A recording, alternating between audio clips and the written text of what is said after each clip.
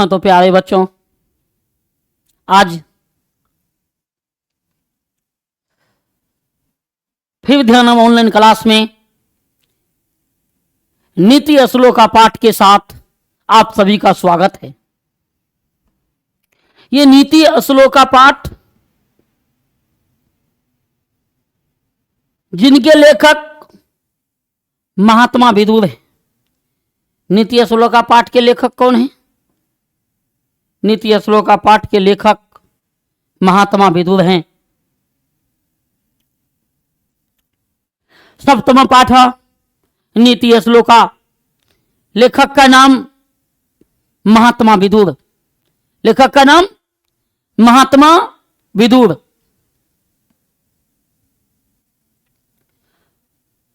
अब इसमें क्या कहना है महात्मा विदुर, जो महाभारत की एक प्रमुख पात्र है, और महाभारत की प्रमुख पात्र में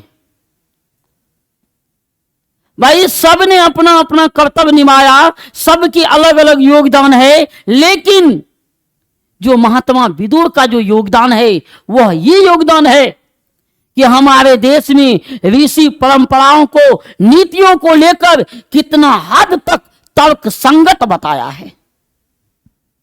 मनुष्य के जीवन में महत्वपूर्ण नीति विदुर नीति से है। कहता है,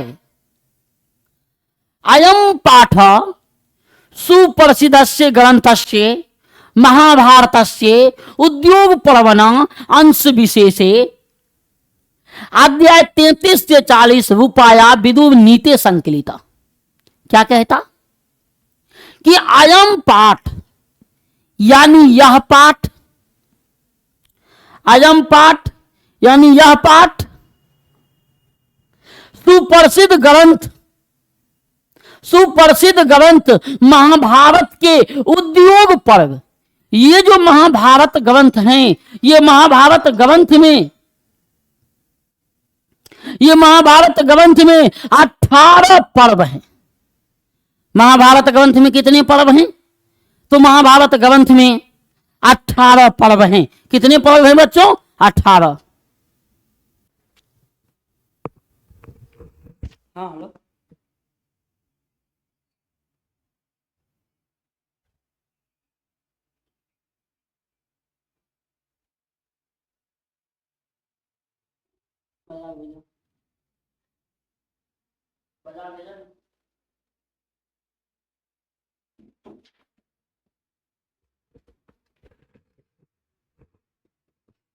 तो कहता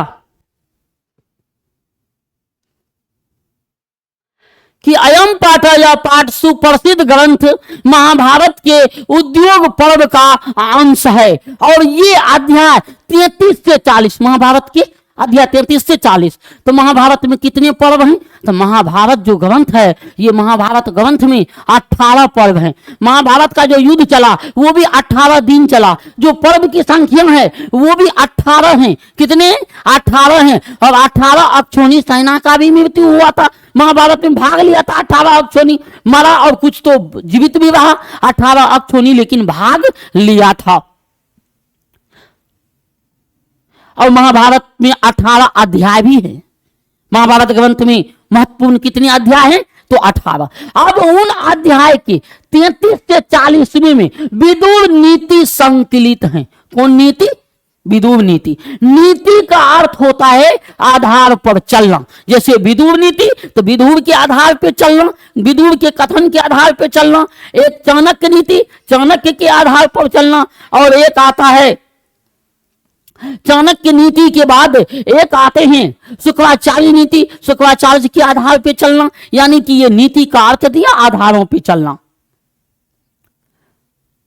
युद्धम आसनम प्राप्य धृतराष्ट्रो मंत्री परवरम विदुरम सोचितस्य शांते काश्चित प्रश्नान नीति विषयकान पृच्छति। इसका अर्थ होता कि युद्धम आसनम प्राप्य, युद्ध को आसनम प्राप्य जानकर, युद्ध को जानकर मन धृतराष्ट्र के जो मंत्री हैं, धृतराष्ट्र जब जाना कि युद्ध होने वाला है, युद्ध को जानना है, युद्ध होगा ऐसा निश्चित है, युद्धम आसनम प्राप्य धृतराष्ट्र मंत्री पर्वत, तब धृतराष्ट्र ने अपने सबसे बड़े मंत्री विदुर से अपने चितस स्वचितस अपने हृदय के शांत के लिए कुछ प्रश्न नीति विषय के अनुसार विदुर को पूछता है। किससे पूछता है? तो विदुर से पूछता है। कौन पूछता है? तो पूछता है ये धृतराष्ट्र पूछता है महात्मा विदुर से, जो मंत्री है, सबसे प्रबल मंत्री है। ये युद्ध से जो उनका मध्य हृदय जो अशांत है, उस हृदय की शांति के लिए नीति विषय के अनुसार कुछ प्रश्न पूछता है। किससे? तो महात्मा विदुर से। तेषाम समुचित उत्तरम विदुरो ददाति, उन सभी प्रश्नों का उत्तर विदुर देता है। उन सभी प्रश्नों का उत्तर कौन देता है? तो उन सभी प्रश्नों का उत्तर विदुर देता है। तदे प्रश्न उत्तर रूपम ग्रंथ रत्नम विदुर नीति, वो जो सभी धृतराष्ट्र के प्रश्नों का उत्तर विदुर देता है, उन सभी प्रश्न उत्तर ग्रंथ में विदुर नीति के नाम से संकलित है। कितना प्रश्न धृतराष्ट्र ने किया और कितना प्रश्नों का उत्तर विदुर ने दिया। और ये जो प्रश्न उत्तर जो संकलित है महाभारत के अध्याय 33 से 40 में, ये महाभारत के अध्याय 33 से 40 के बीच जो दिया है, और उनमें प्रश्न उत्तर संकलित है। कहां? तो महात्मा विदुर का। किसका प्रश्न उत्तर? तो धृतराष्ट्र ने प्रश्न पूछा और विदुर ने उत्तर दिया। यम अपि भागवत गीते महाभारतस्य अंगम अपि स्वतंत्र ग्रंथ रूपा वर्तते। इसका अर्थ होता यम अपि, यह भी भागवत गीता ही महाभारत का अंग भी है। भगवत गीता किसका अंग है? महाभारत का। महाभारत में टोटल चर्चा है महाभारत की कथा का, लेकिन ये जो भागवत गीता है, ये सिर्फ भगवान श्री कृष्ण योगेश्वर श्री कृष्ण के कथाओं का वर्णन है। श्री कृष्ण ने जितनी बात अर्जुन को बतलाए हैं, जितनी बात श्री कृष्ण के मुखारविंद से निकले हैं, वो श्रीमद् भागवत गीता में है। और ये जो महाभारत है, ये महाभारत का अंग भी भागवत गीता ही है, जो स्वतंत्र रूप से ग्रंथ है। स्वतंत्र रूप से क्या है? स्वतंत्र रूप से ग्रंथ है। कौन? तो श्रीमद् भागवत गीता। और महाभारत भी एक ग्रंथ है, और महाभारत से ही श्रीमद् भागवत गीता है, ऐसा इसमें कहा है। आगे क्या कहा? अब धृतराष्ट्र ने प्रश्न पूछता है किससे? तो महात्मा विदुर से।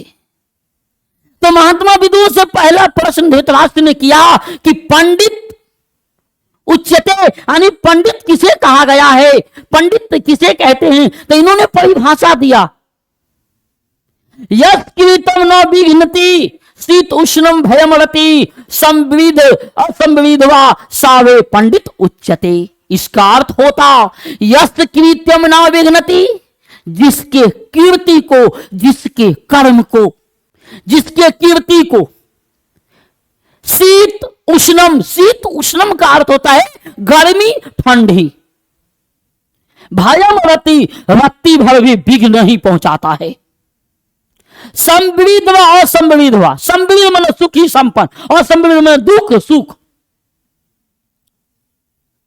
जो सुख कहते हैं जिसके कीर्ति को ठंडी गर्मी सुख दुख रत्ती भर भी विघ्न नहीं पहुंचाता है, वही व्यक्ति पंडित कहलाता है।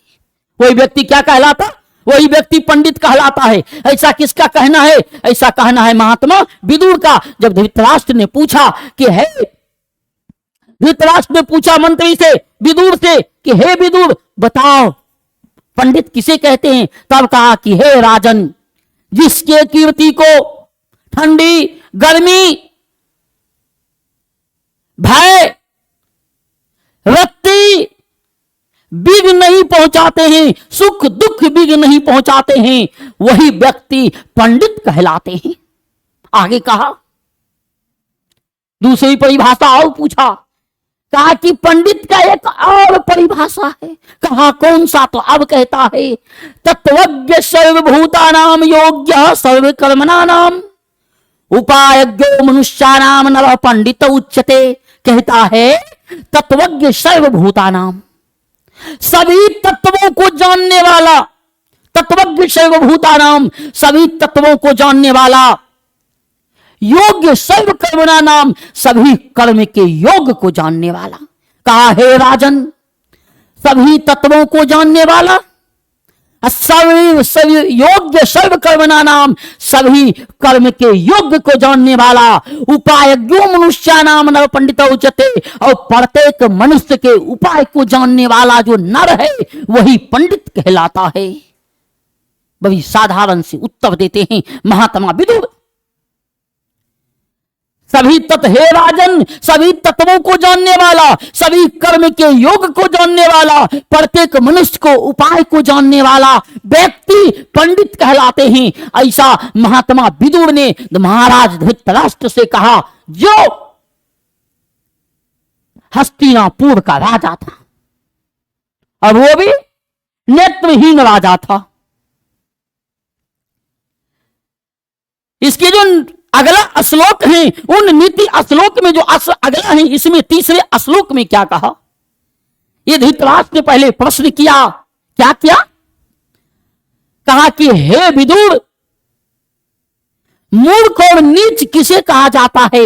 मूर्ख और नीच किसे कहते हैं? तब कहता है महात्मा विदुर, कहता है अनाहुतो परवीसति अपृष्टो बहुभाषते अविश्वस्ते विश्वस्ति मूढ़ चेता नराधमो। कहा अनाहुतो प्रविशति, जो बिना बुलाए प्रवेश करता है, इसलिए कहा अनाहुतो प्रविशति, जो बिना बुलाए प्रवेश करता है। अपृष्टो बहुभाषते, कुछ नहीं पूछा गया पर बहुत बोलता है। अनाहुतो प्रविशति, जो बिना बुलाए प्रवेश करता है। और पृष्ठो बहुभाषते, कुछ नहीं पूछा गया पर बहुत बोलता है। और विश्वस्ती विश्वस्ती, जिस पे विश्वास नहीं करना चाहिए उस पे विश्वास करता है। मूढ़ चेता नराधम, ऐसा व्यक्ति मूर्ख और नीच कहलाता है। कहा हे राजन, जो बिना बुलाए प्रवेश करता है, कुछ नहीं पूछा गया पर बहुत बोलता है। और विश्वस्ते, जिस पे विश्वास नहीं करना चाहिए उस पर विश्वास करता है, ऐसा व्यक्ति मूर्ख और नीच कहलाता है। तो क्वेश्चन होगा, बिना बुलाए कौन प्रवेश करता है तो मूर्ख, बिना पूछे कौन बहुत बोलता है तो मूर्ख, किस पे विश्वास नहीं करनी चाहिए तो मूर्ख पे, अब जो विश्वास नहीं करना चाहिए उस पर भी विश्वास कौन करता है तो मूर्ख और नीच करता है। ऐसा प्रश्न आएंगे। और या तो श्लोक के साथ जब अर्थ दे तो जो अर्थ बोलते हैं आप लिख दीजिएगा कि जो बिना बुलाए, हे राजन, जो बिना बुलाए प्रवेश करता है, कुछ नहीं पूछा गया पर बहुत बोलता है, जिस पे विश्वास नहीं करनी चाहिए उस पे विश्वास करता है, ऐसा ही व्यक्ति मूर्ख और नीच कहलाता है। आगे कहता है,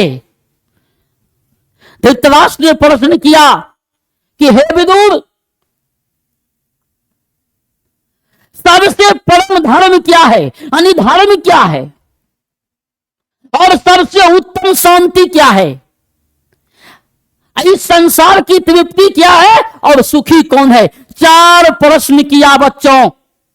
पहला प्रश्न किया कि धर्म क्या है, सबसे उत्तम शांति क्या है, उसके बाद इस संसार की तृप्ति क्या है और सुखी कौन है।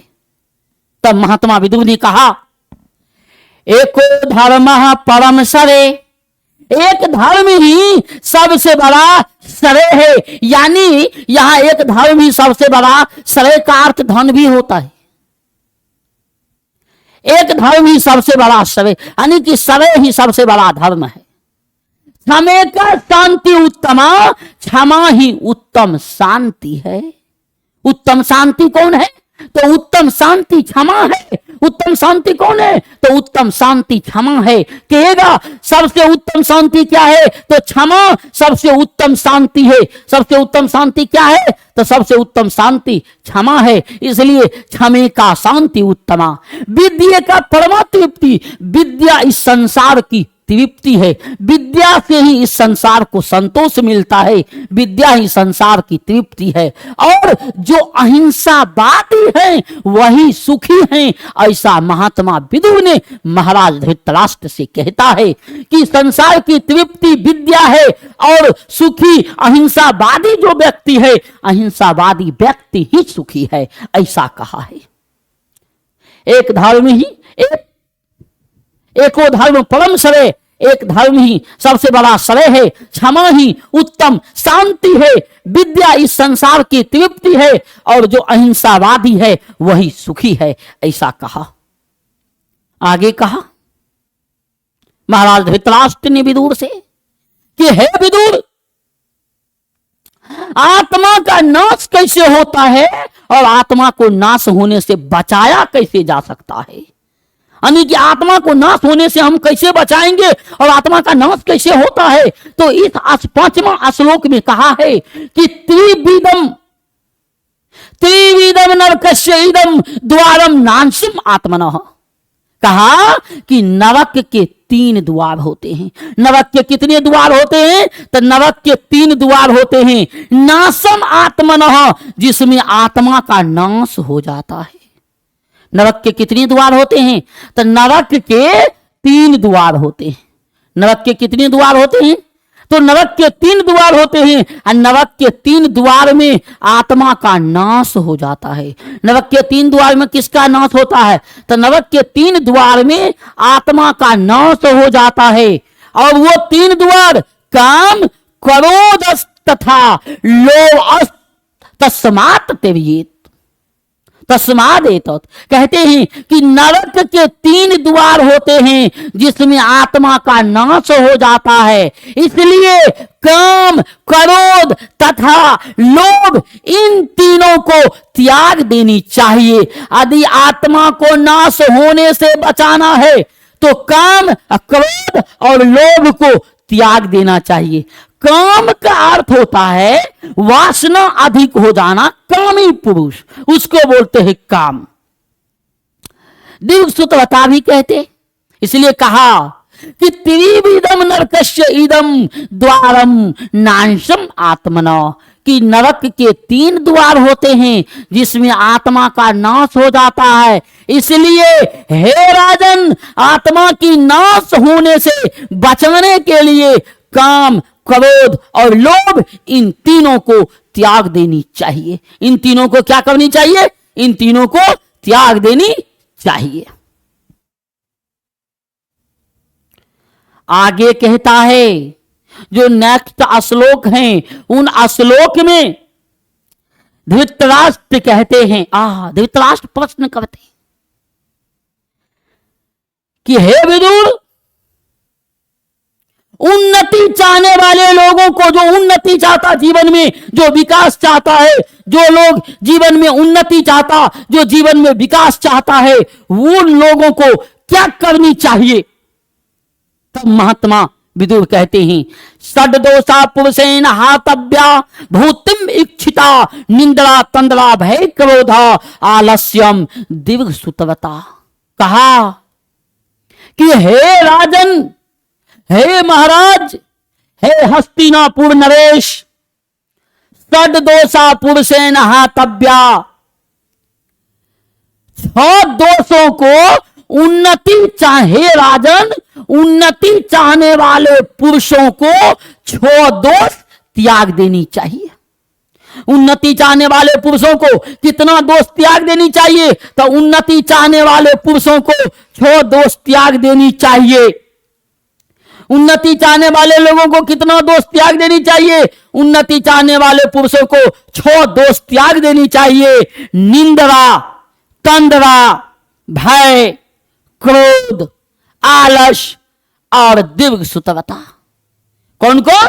निंद्रा, नींद अधिक करना, तंद्रा अधिक भोजन करना, भय मने डर, क्रोध, क्रोध का मतलब होता गुस्सा, आलस मनी आलस, कोई काम आओ आज नहीं कल करेंगे, ये आलस, और कामी दिव्य सूत्रता काम, इन 6 दोष को त्याग देनी चाहिए। यदि उन्नति करना है तो इन 6 दोषों को त्याग देनी चाहिए राजन। ऐसा महात्मा विदुर ने महाराज धृतराष्ट्र से कहता है कि हे राजन, उन्नति चाहने वाले पुरुषों को 6 दोष त्याग देनी चाहिए। निंदा, तंद्रा, भय, क्रोध, आलस और दिव्य सूत्रता, इन 6 दोष को त्याग देनी चाहिए। आगे कहता 7वां श्लोक में महाराज धृतराष्ट्र कहते हैं विदुर से कि हे विदुर, धर्म की रक्षा किससे, धर्म की रक्षा किससे होता, और विद्या की रक्षा किससे, और रूप की रक्षा किससे होता है, और कुल का रक्षा किससे। प्रश्न उठाया। पहला प्रश्न है कि धर्म की रक्षा किससे होता है। तो धर्मेन सत्येन रक्षते धर्मो, धर्म की रक्षा सत्य से, धर्म की रक्षा सत्य से, इसीलिए कहा सत्येन रक्षतो धर्मो, धर्म की रक्षा सत्य से। विद्या योगेन रक्षते, विद्या की रक्षा योग से, विद्या की रक्षा योग से, और धर्म की रक्षा सत्य से। मिर्जाया रक्षते रूपम, रूप की रक्षा मिर्जाया से, रूप की रक्षा, रूप की रक्षा मिर्जाया से। अब मिर्जाया बोलते हैं उबटन को, मिर्जाया बोलते हैं उबटन। उबटन का मतलब उठकन, यानी कि मालिश उलिश लोग जगता है, मुंह हाथ रगड़ के धोता है एकदम, कितना तो औलिस पोलिस मार के चलता, तो उसी को मिर्जाया बोलते हैं, उबटन बोलते हैं मिर्जाया। उबटन मिर्जाया रक्षते रूपम, रूप की रक्षा मिर्जाया से यानी उबटन से, और कुलम विरितेन रक्षते, और वंश की रक्षा, कुल की रक्षा विरितेन, विरितेन का अर्थ होता आचरण से, कुल की रक्षा विरितेन से यानी आचरण से। अब एक ही लाइन में कहा महात्मा विदुर ने महाराज धृतराष्ट्र को कि हे महाराज, सत्य की, धर्म की रक्षा सत्य से, विद्या की रक्षा योग से, रूप की रक्षा मिर्जा से, और कुल की रक्षा आचरण से होता है। हे महाराज, कुल की रक्षा आचरण से होता है। ये कहा है कौन? तो महात्मा विदुर ने कहा। किससे? तो महाराज धृतराष्ट्र से कहा है। आगे जो नेक्स्ट प्रश्न है, श्लोक है, उनमें कहा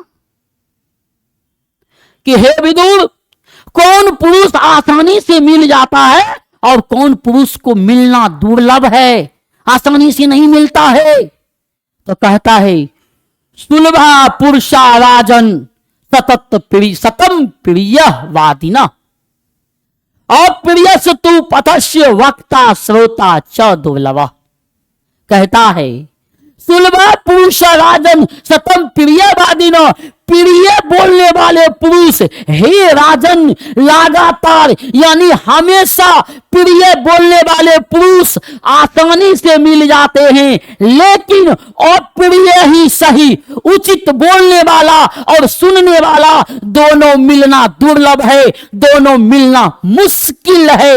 ऐसा महात्मा विदुर ने महाराज धृतराष्ट्र को कहा कि हे राजन, हमेशा प्रिय बोलने वाले पुरुष आसानी से मिल जाते हैं, सुलभा यानी आसानी से मिल जाते हैं, लेकिन अप्रिय ही सही, उचित बोलने वाला और सुनने वाला, वक्ता तो श्रोता, बोलने वाला और सुनने वाला दुर्लभ, ये दोनों मिलना दुर्लभ है, मुश्किल है, खोजने पर भी मिलता नहीं है। इक्का दुक्का गांव में मिल जाए तो संभव है।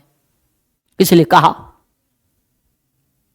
कि हे राजन, प्रिय बोलने वाले पुरुष आसानी से मिल जाते हैं, लेकिन अप्रिय ही सही, उचित बोलने वाला और सुनने वाला दोनों मिलना मुश्किल हो जाता है। नवम श्लोक में कहा महात्मा विदुर ने धृतराष्ट्र ने प्रश्न किया, पूजनीय महाभाग पुण्याश्च गिरिदीप्तियो। पहला प्रश्न है कि हे विदुर, पूजनीय कौन है? हम महाभाग्यशालिनी कौन है? और पुण्याश्च, पुण्य आत्मा कौन है? गृह दीप्तिय, घर की प्रकाश कौन है? गृह दीप्त्य यानी घर की प्रकाश कौन है? स्त्रिय शिवियो। अब कहता है, ये तो प्रश्न किया महाराज महात्मा विदुर ने, इसके प्रश्नों का उत्तर देता है और उस प्रश्न में कहता है, महात्मा विदुर जी कहते हैं, पूजनीय महाभाग पुण्याश्च गृह दीप्तिय स्त्रिय।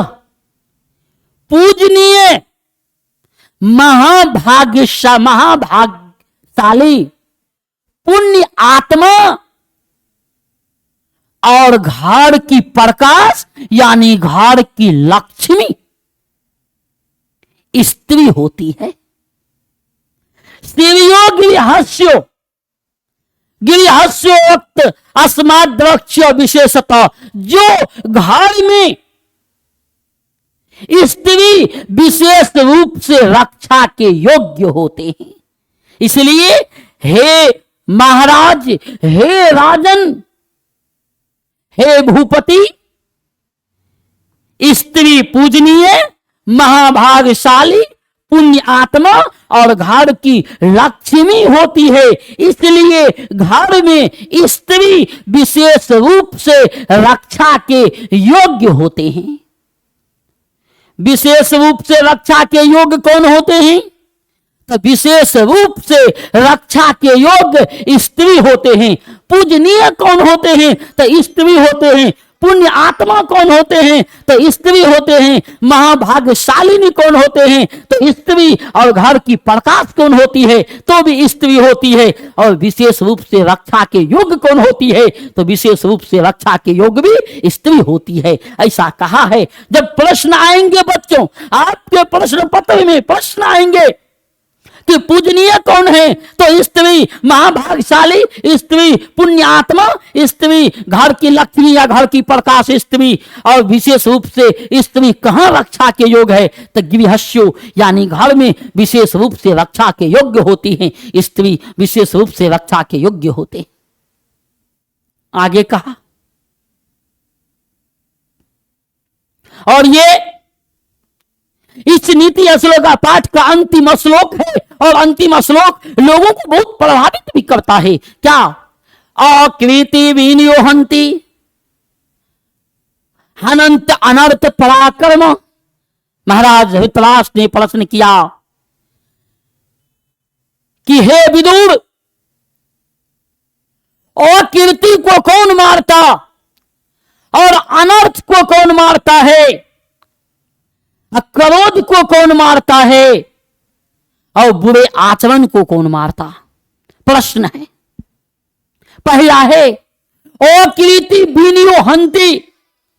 अकृति विनियोहंती का अर्थ होता है, अकृति विनियोहंती का अर्थ होता है कि विनय अपयश को मारता। अकृति का अर्थ होता है अपयश। विनय किसको मारता है? तो विनय अपयश को मारता है, कलंक को मारता है विनय। इसलिए नम्रता से काम लेनी चाहिए। इसलिए कहता कि विनय अकृति विनियोहंती, विनय अपयश को मारता है। और पराक्रम अनर्थ को। पराक्रम किसको मारता?